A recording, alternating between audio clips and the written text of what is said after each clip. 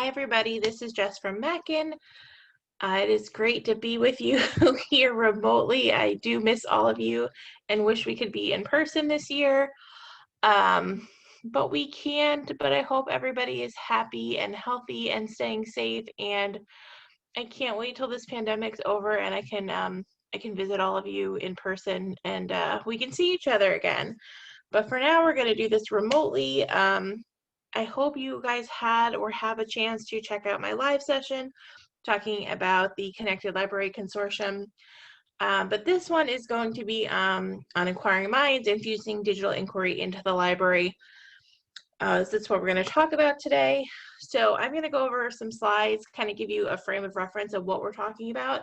And then I'm actually going to jump into and do a real demo for you so you can see what that looks like how digital inquiry could work for your library, and not just for digital remote learning, distance learning. You know, I know a lot of you are doing hybrid. Some of you are fully back. So I really wanted to make this presentation something that you could all use to support you no matter what type of learning that you are doing and going forward. Okay, so first we'll take care of business. Please stay connected. You know, visit us. You know, our website's mackin.com. We're on Instagram. We're on Facebook. We're on Twitter. I'm also personally on Twitter, Gottlieb Jessica. I love following all of you, see what you're doing, see what you're reading, what you're up to, what's going on in your library. So definitely follow me. I want to keep up with what everyone's doing. Okay, so this is just me. If you don't know me, I am Jessica Gottlieb. I am the Mackin sales consultant here in New Jersey. I actually live in Monmouth County. I have my master's degree in literature, and I have other degrees and certifications in cognitive psychology, U.S. studies, women and gender studies. I've taught before. I spent the last decade working in educational publishing and sales, but my real passion is books and reading, particularly student literacy. I love to talk to students about books and just find ways to get them excited about reading. That's actually what brought me here to Mackin, and what makes me so excited to be here talking to all of you today as well. Like this is my passion, and I know that digital can put up some additional barriers, but I do really believe in my heart that there's ways to overcome those and really engage students using digital resources in an inquiry model to get them excited about reading and learning. And that's what you all as librarians do best. So I hope you guys can all take away something from the session today. Okay, so today's aim, how to infuse inquiry digitally. I would argue that there's really four concepts we need to think about, like giving students choice, personalizing the reading experience, providing accessibility. I would actually probably argue that is the most important, and widening resources.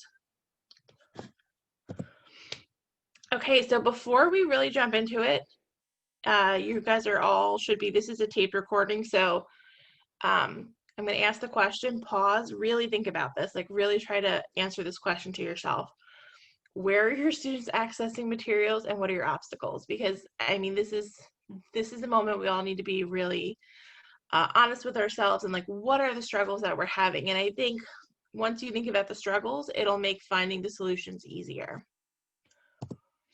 Okay, so the first thing when we're talking about inquiry, that whether we're in person, we're hybrid, or we're remote, students need choice.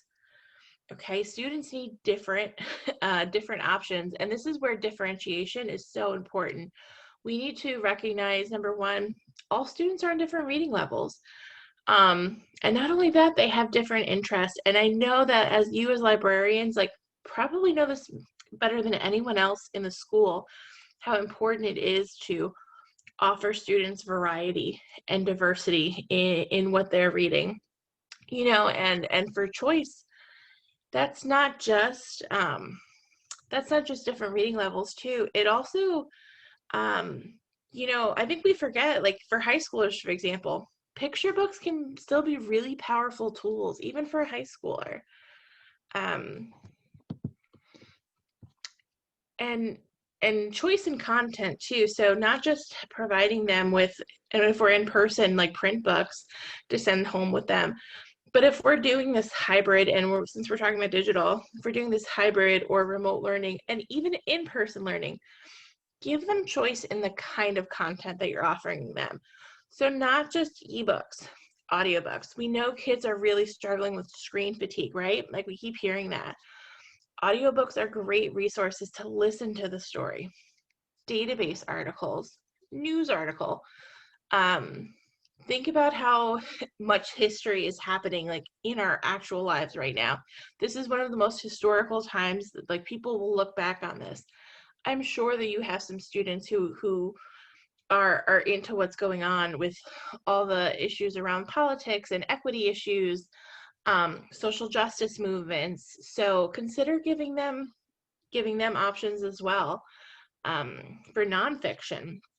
And also student writing. Like how great is it to promote students' own writing, which, you know, we all know is a form of literacy as well, and giving them the option to present their own work to their fellow students. So content and choice is important. You know, especially now, we know that students are really struggling to engage with content. You know, I hear that all the time. I know that was a big NJSL topic this summer at one of your swap meets. This could be a real thing to consider about, like, making sure that they have some choice somewhere in their day, because a lot of times they don't. And I'm sure that we all feel a little overwhelmed right now. So having choice can really help. And that's coming from like a real social, emotional perspective. Okay, we also want to personalize the reading experience. When it comes to reading, environment matters, physical and digital. And when I say physical, when they're in your library, I know you all have like really, well, a lot of you have been really working really hard on doing like different seating, different, you know, the comfy chairs and just the different options when they come into your physical library. You know, we know that furniture can really matter. The same is true digitally. You know, tell them to take their device, their Chromebook, their iPad, their whatever they're working on, you know, and go find somewhere comfortable. Maybe go find somewhere, if it's an option for them, somewhere that is away from their brothers and sisters and the pets, like away from the distraction. So when they're doing this digital inquiry research, or they're just reading a book for fun, that they have a place, a time, something that is personal to them that they can associate with the learning process or with the reading process that that is theirs. Okay, and then tap into your readers. Customize what you do for them. If your students are interested in social justice topics, find them resources. Let their passions guide you. Again, I think this is probably more prevalent and important now than any time in history. Give students. We're going back to the concept of choice, right? So help students find resources that are going to work for them. And when we're talking about inquiry and digital inquiry, if we're doing social justice topic, social justice, or what's the one I always hear for middle school and high school? I know students always do the persuasive essay. They have to pick a topic. Usually it's something going on in the world. If they're interested in social justice, maybe find some of those argumentative books, those persuasive books that'll around those specific topics, finding database articles, finding videos for them, something that's geared to what they're interested in.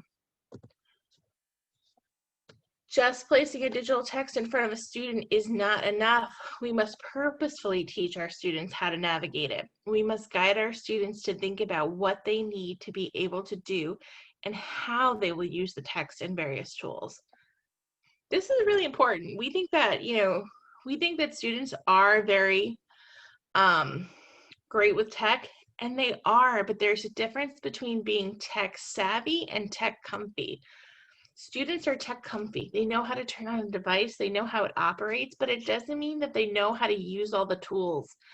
And when we're talking about inquiry, that usually means that there's a very specific academic purpose and focus in mind.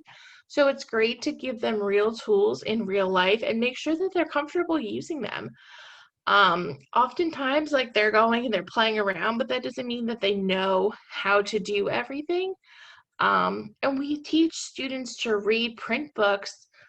We have to teach students how to read digitally as well. That is something that still has to be remembered. I'm going to play this video for a second. I'm going to pop us out. Digital tools.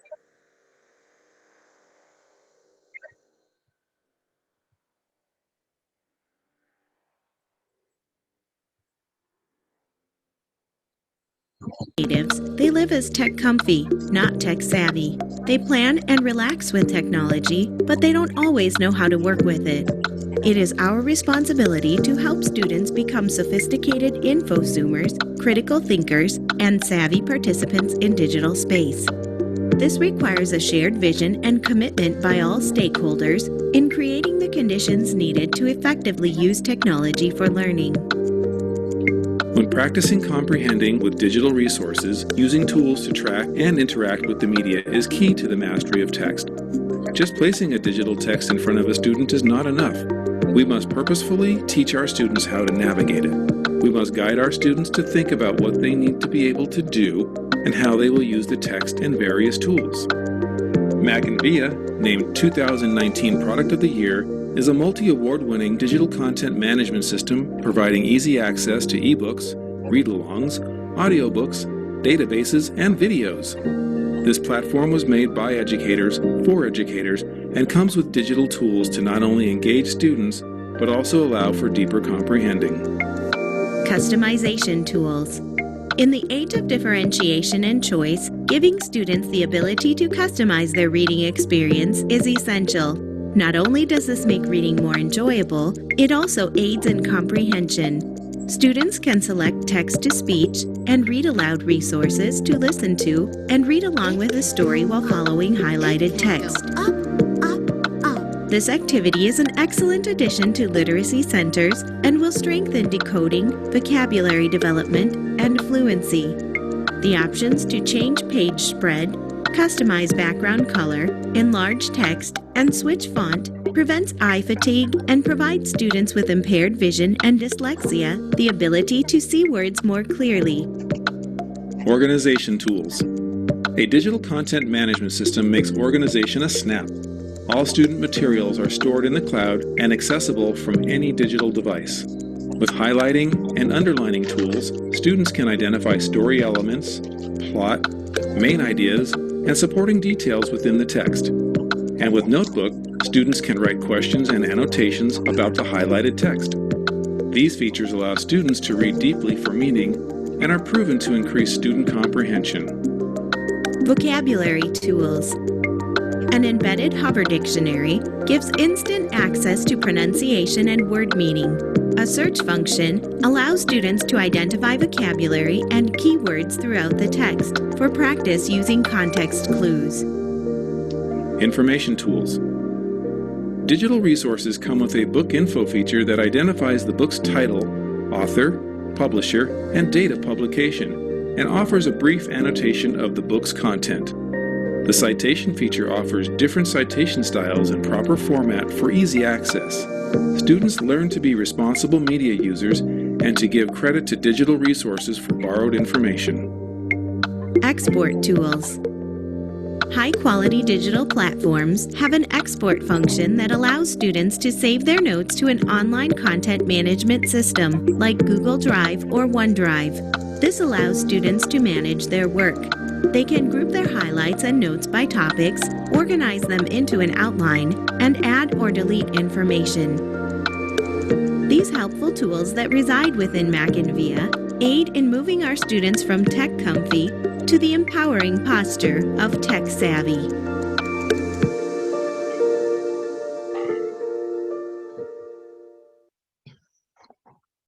Okay, Okay, I just love that video because I think our marketing team did such a great job of putting that together and explaining personalization. Let me jump back into our presentation.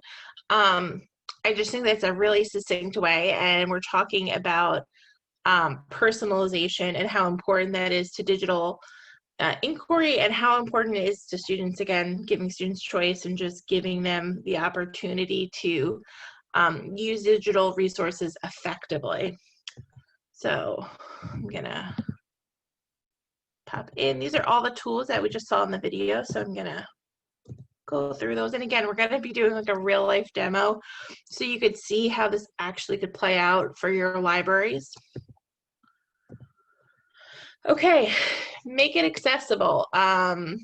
This is the third point of how digital inquiry is gonna help our students. I mentioned at the beginning, I think this is probably one of the most important ones that we could talk about, because the more barriers we put to students, the more we lose them along the way. So in making it accessible, the reader's knowledge of the world factors into making sense of print. Also true with digital.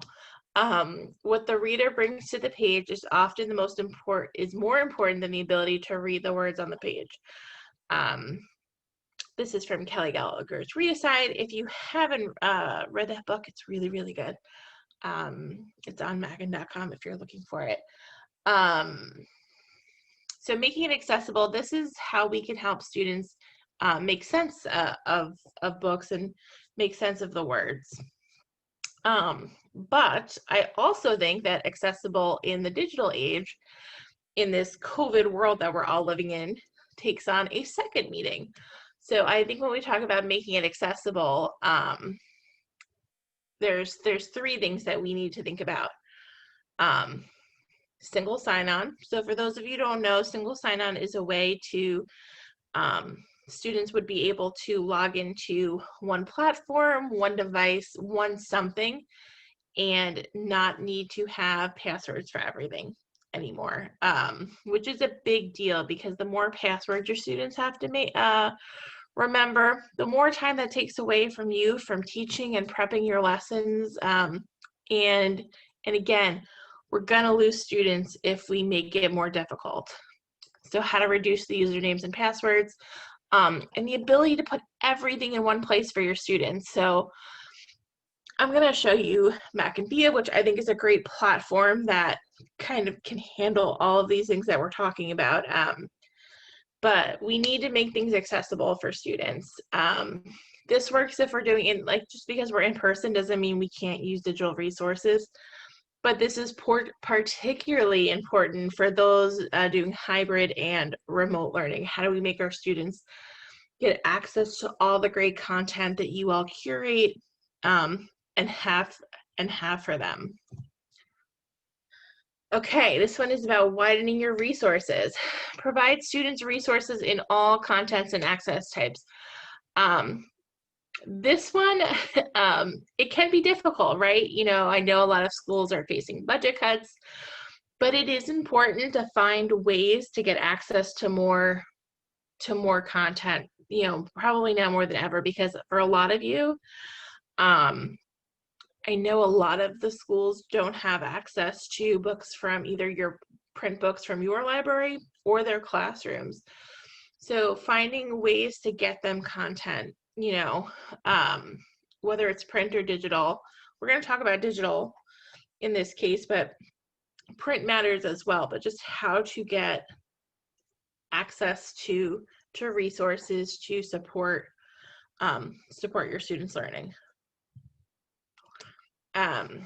So there's a couple ways. So there's something called shared collections, and when I go into the demo, we'll talk about that more, but you guys do have the option of sharing digital content. When you purchase digital content, you can share it with another school. It can be a school in your district. It can be a random school in the state. It could be, you know, getting together with your county and Jazel group and saying, hey, let's purchase some stuff together so we can all have access. There are so many grants out there. There are so many grants. I put a couple here. These are actually ones that I know people who have actually won these before. So these are real, they exist. Take a look at them. I'm going to make the slides available for all of you to have access to, but I know some of you have won these. This is why I use this.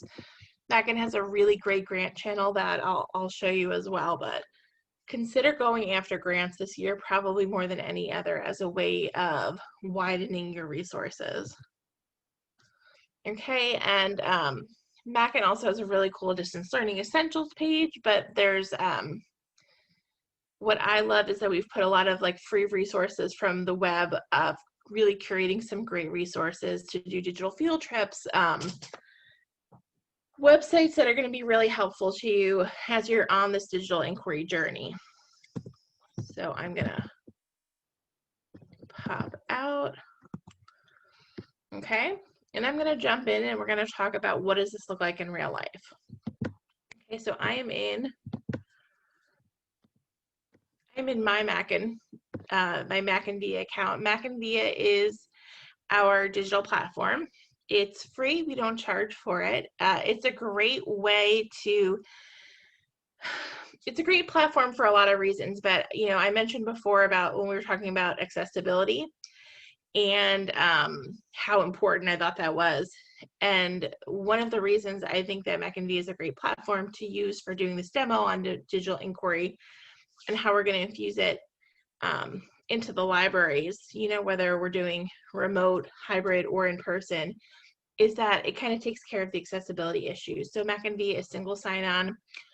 We can connect to pretty much almost any system your school's already using, whether that's Clever, ClassLink, your Google logins, your Microsoft logins. We can connect to something like Destiny or Alexandria. There's a lot of options. Okay, so single sign-on. The other thing about single sign-on that's so important is that you can put your databases in here. You can put your Gale resources, your EBSCO resources. You can put websites like BrainPop or PebbleGo and all have that be single sign-on, meaning once your students sign on to Mackin Via, they're not going to need their BrainPop username and password anymore. They're not going to need to remember their Gale username and password anymore. They're already in there. And the other really great thing about Mackin Via and how it's going to support you with your digital inquiry journey is that it's an open platform, meaning you can put your own content in here. So you can put ebooks that you've purchased from other vendors. You can put your databases. You can also put videos that you've made, videos that you're curating from around the web, websites you want your students to access. And when we're talking about this digital inquiry journey, all of that's going to be really important. And we talked about widening resources, giving students access to choice, right? Student choice and student voice. Having that open platform is going to be a huge benefit to all of you as librarians. So we're going to jump in. Okay. I'm going to start. I'm going to use the example of, let's say we were doing, there's a couple ways to look at this. Let's say we were doing a project on animals. Okay, so there's a couple ways we could do this. Number one, Mackin Via has a feature called Groups. Groups lets you curate content. So we're doing an elementary inquiry unit on zoos. Okay, I can actually put in here the instructions for my students.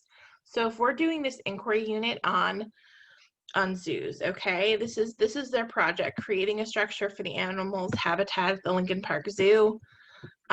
This is what they're going to need to be prepared to do.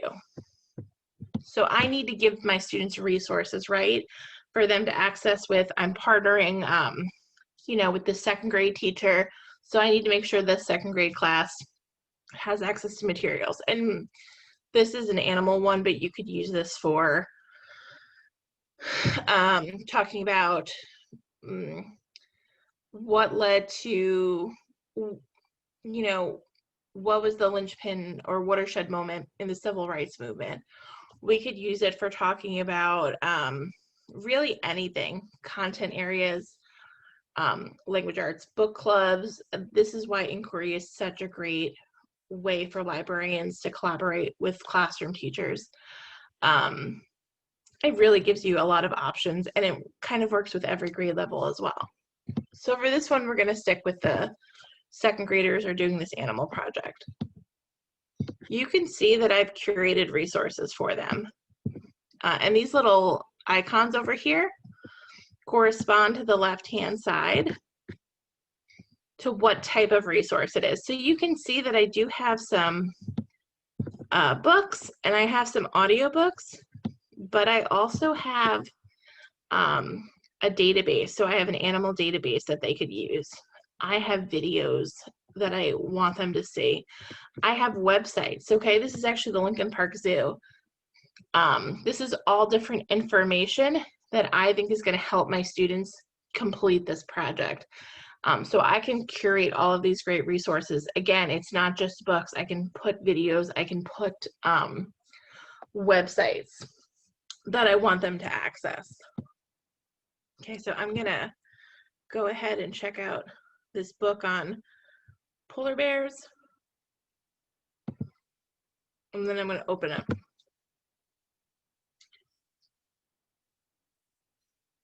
Okay. So these kind of are also some of the features. The text-to-speech, which we know is great to help our striving readers, to help our English language learners, where we'll actually read the book to the students and highlight along for them.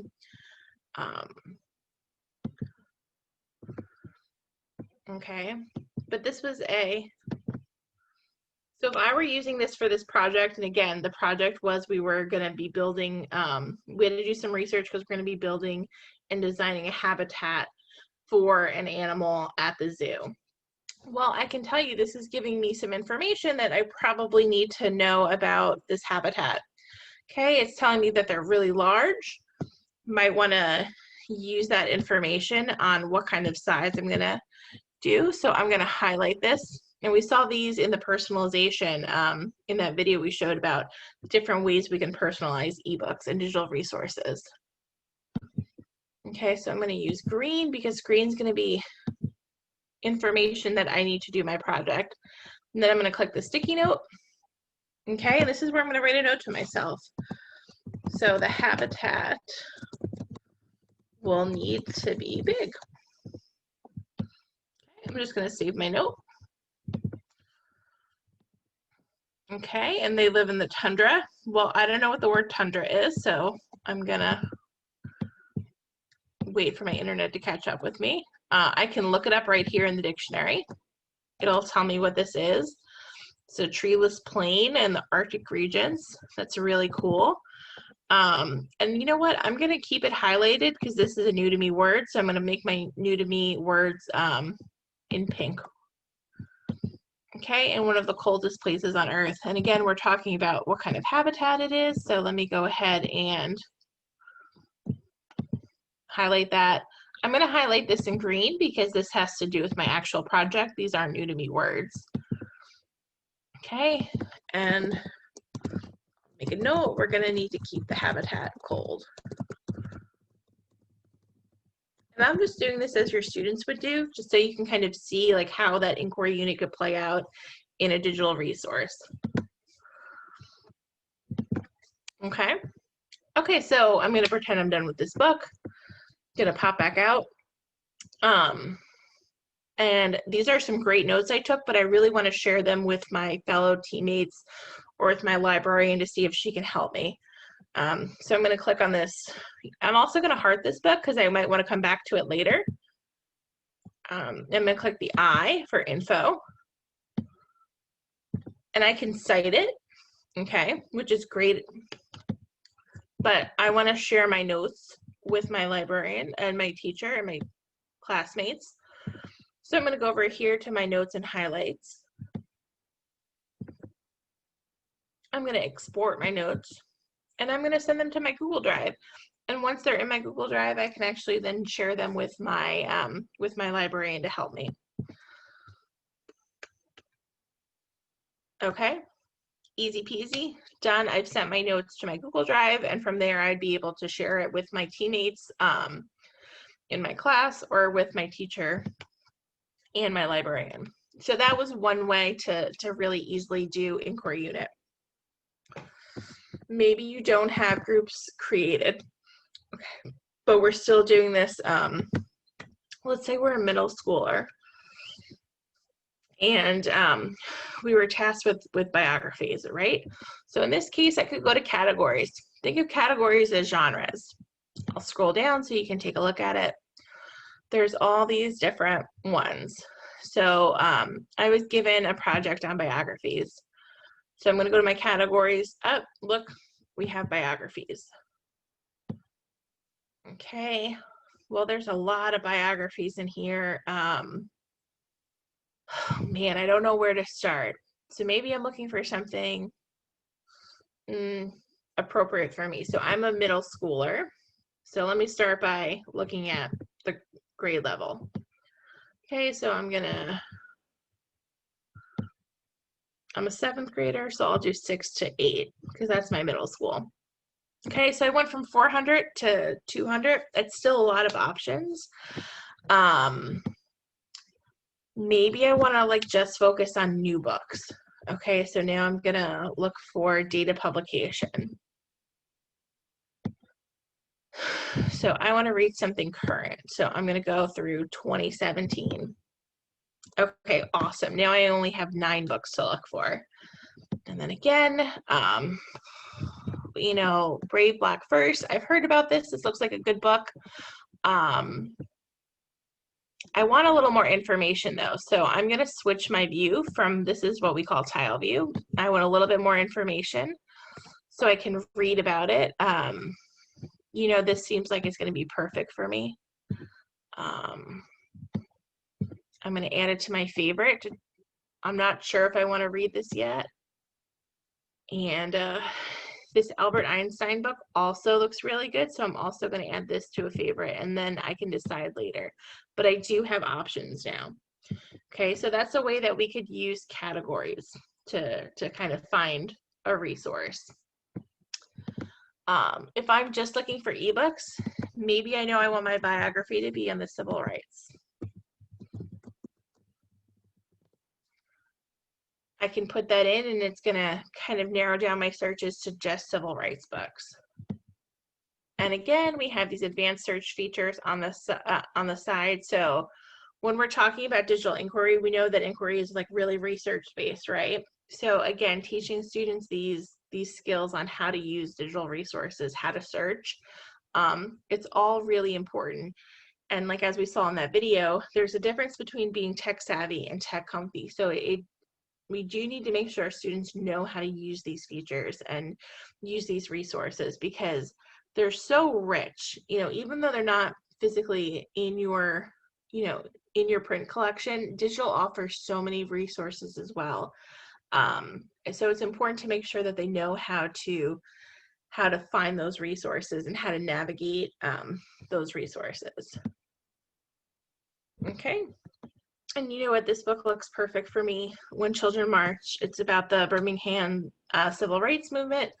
So I'm also going to add this to my favorite to check out later for my civil rights project. You know, I was told to find 3 resources, so I might also look through my databases. So let's go through this. Mackin, again, one of the really cool features about it is that you can do a deep search in Mackin. That means like once you put your databases in here, it's actually going to go through my databases and find hits about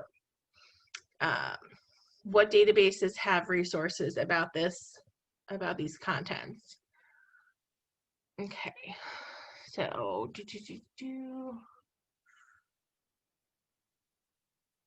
Okay, so again, I'm still that middle schooler. I'm going to go to Galen Contacts Middle School. And this is going to have all these different articles. So this is something about Ruby Bridges. I'm just going to click this one just because. And when we're talking about accessibility, notice that it opened the article directly for me.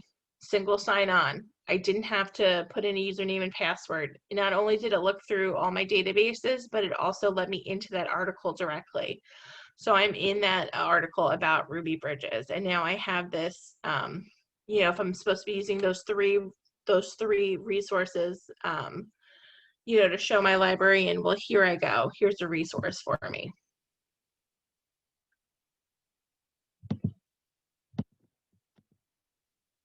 Okay, and I got out of my Mackin via, so hold on, let me log back in for a second.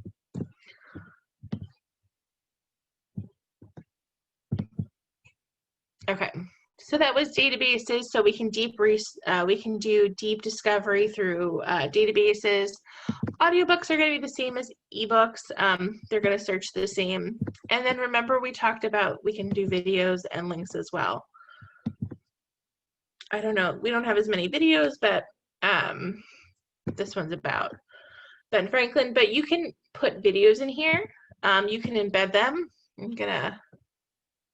So there's a lot of great ways to use this for digital inquiry, for remote, hybrid, and again, also works for in-person as well.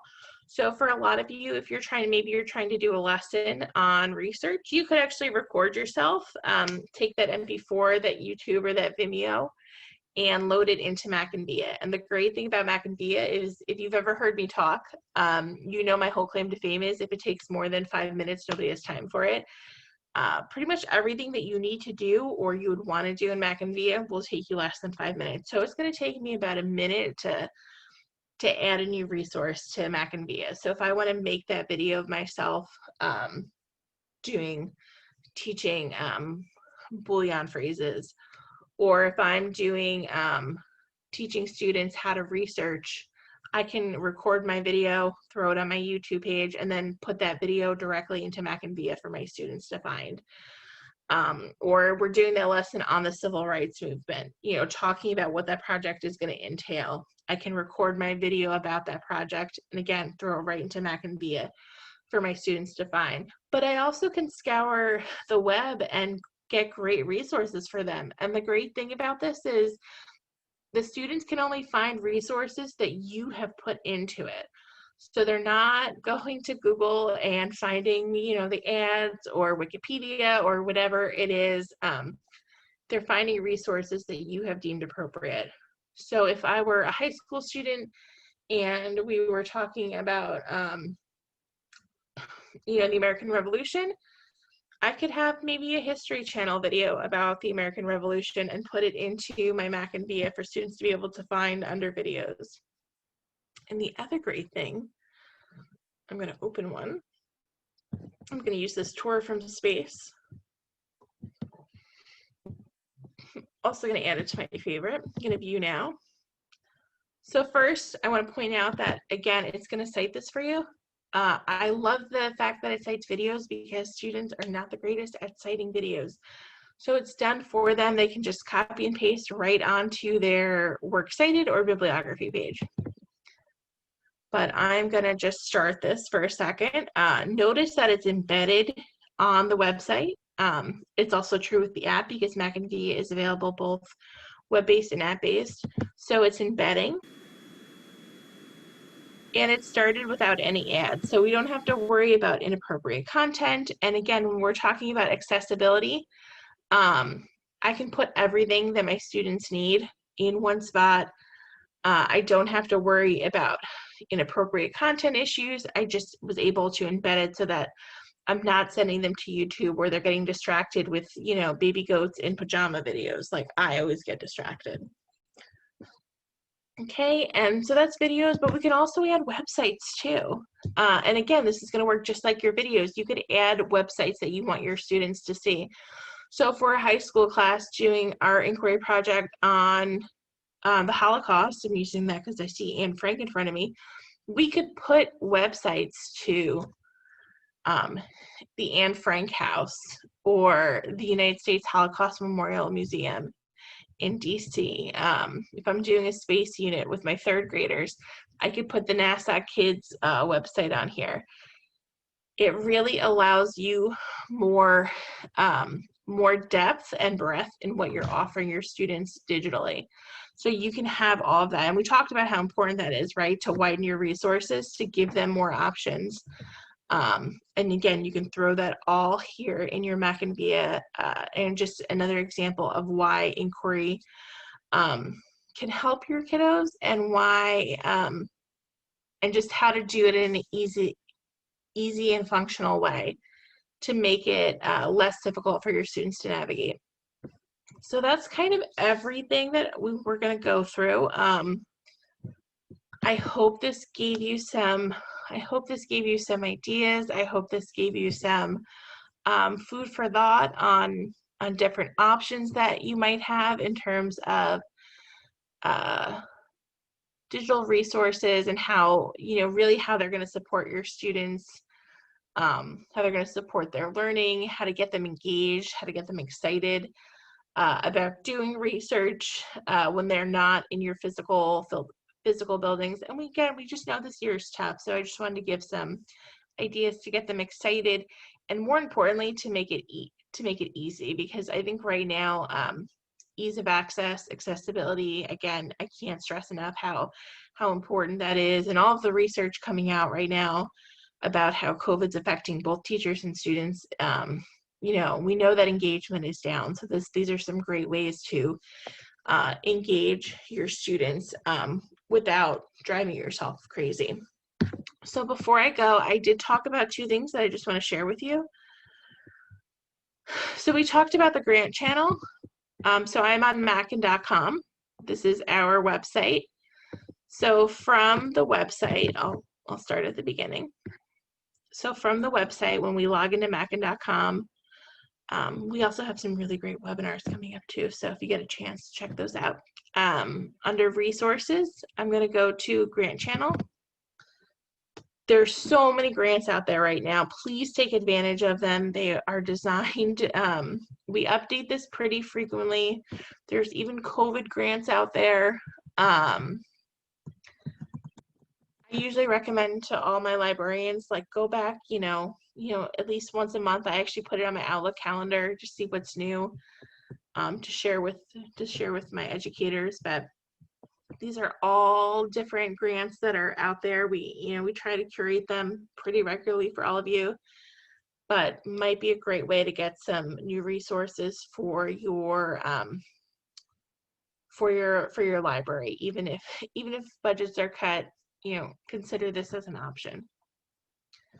And I always like to give the story of, I have a librarian in Philadelphia from a charter school, really awesome librarian, and she actually won a $20,000 book grant. So I know people are winning grants. It's not just, no one ever wins. I know somebody who won a $20,000 grant just for books, so it is possible.